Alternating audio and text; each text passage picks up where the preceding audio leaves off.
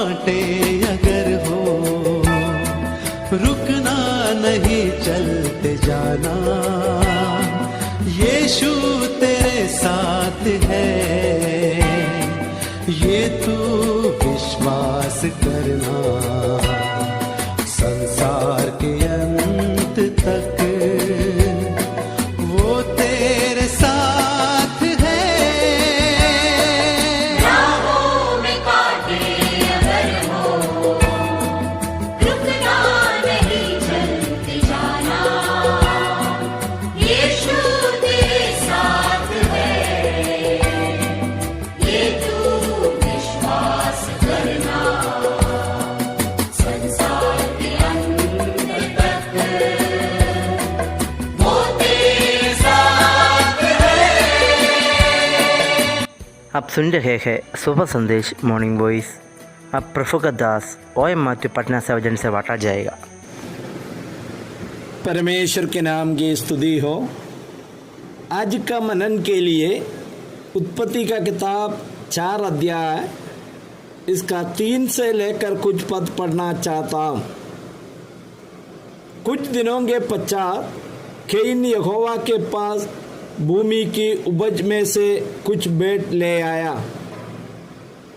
4 पद। और हाबिल भी अपनी भेड़ बकरियों के कई एक पहलौठे बच्चे भेंट चढ़ाने के लिए आया और उसकी चर्बी पे भेंट चढ़ाई। तब यहोवा ने हाबिल और उसकी भेंट को तो ग्रहण किया। 5 पद। परंतु कैन और उसकी भेंट को उसने ग्रहण ना किया। यहाँ पर 4 अध्याय हाबिल और कैन के बारे में विवरण करते हैं।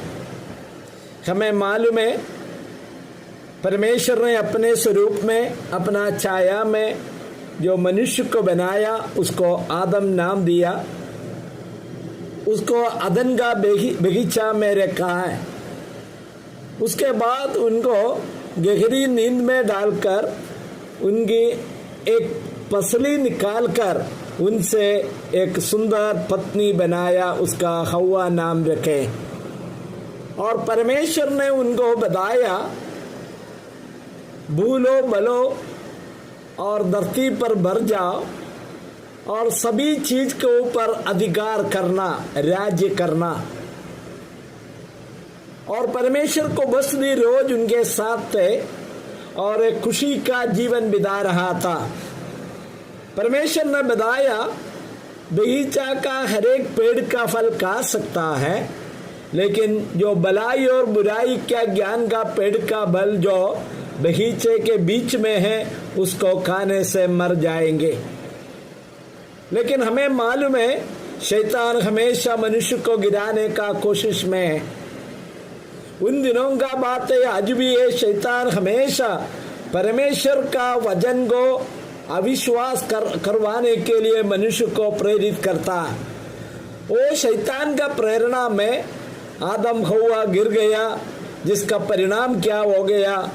जो मना किया हुआ फल खाया, जिसके द्वारा उन्हें बगीचा से भागर जाना पड़ा। परमेश्वर ने बताया आज से लेकर आप पापी के नाम में जाना जाता है, परमेश्वर को बसरी में रह नहीं सकता। अभी जब 4 अध्याय में आ रहे, जो उन लोग भागर बगीचा से भागर चले गए, लेकिन परमेश्वर ने उसको छोड़ा नहीं। वहाँ हम लोग पढ़ते हैं जब आदम अपनी पत्नी हव्वा के पास गया तब उसने गर्भवती होकर कैन को जन्म दिया और कहा मैंने यहोवा की सकायदा से एक पुरुष पाया है। यहाँ पर सबसे पहला बच्चे का जन्म हुआ, ये बात हम लोग पढ़ते हैं। परमेश्वर ने उसको सत्यानाश नहीं किया।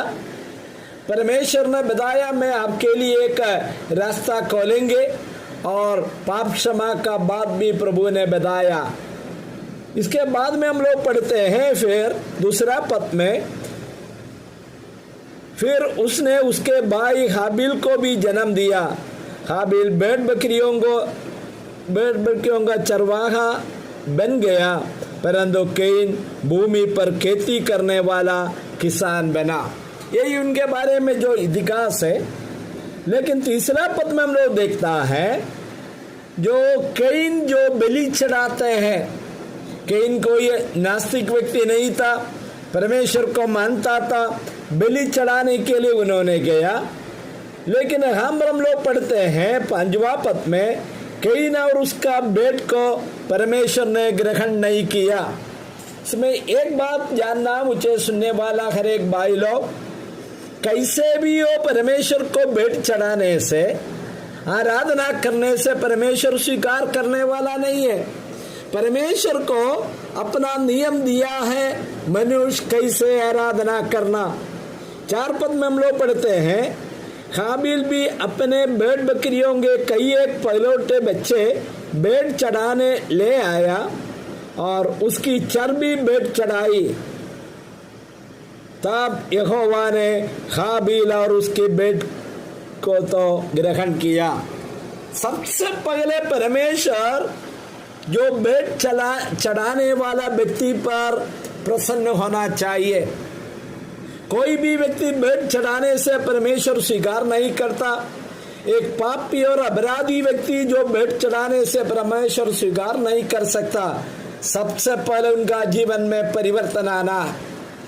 नया नियम के अनुसार जिस व्यक्ति यीशु मसीह को उद्धारकर्ता के रूप में स्वीकार किया, उन्हीं व्यक्ति को प्रभु को आराधना करने का अनुमति है। दूसरी बात है, उस व्यक्ति भी परमेश्वर ने दिया हुआ नियम के अनुसार आराधना करना है।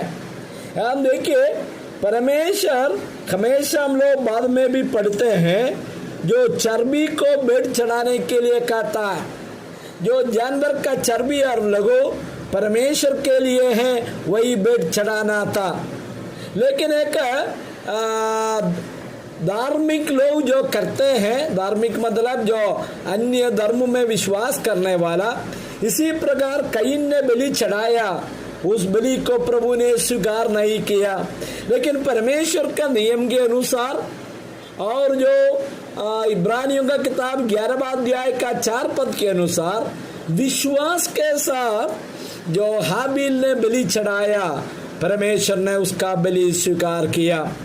मुझे सुनने वाला भाई लो और बहन लो, मेरा संदेश समाप्त होने से पहले अपने आप को जरा जांच करके देखिए। मेरा बलि, मेरा जो आराधना परमेश्वर स्वीकार करने लायक है। प्रभु का वचन इसके लिए नियम दिया है। आने वाले दिनों में उस प्रकार जो हम परमेश्वर को बलि चढ़ाने के लिए, जिसके द्वारा परमेश्वर हम पर और हमारा बलि पर प्रसन्न होने के लिए प्रभु सहायता करे। प्रभु के नाम की स्तुति हो, आमीन।